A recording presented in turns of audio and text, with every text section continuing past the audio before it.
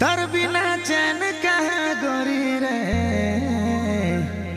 तो के मैं बड़ी चाहना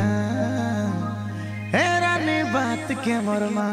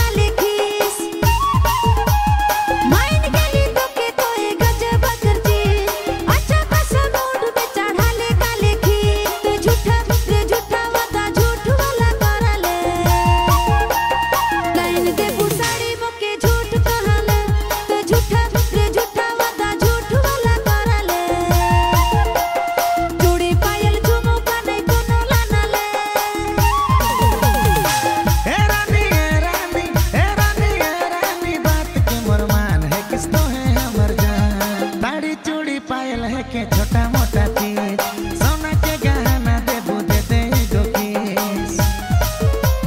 साड़ी चूड़ी पायल है के छोटा मोटा चीज सोना के गहना देबू दे दे गो किस मोहर गाना रे गाना के रिलीज रानी होवे दे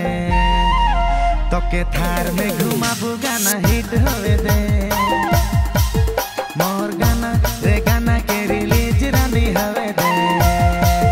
तो के थार में घुमाबू गाना हिट होवे दे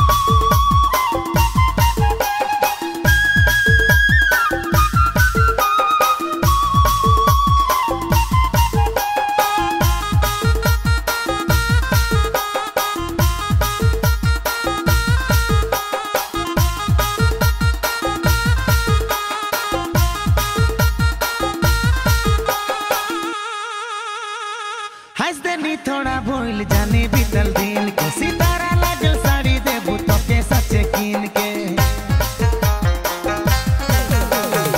दिल जखम यते भारी बकी जाइन के असरा करलो तोर झूठो दिन गिन के मोर गाना रे गाना के रिलीज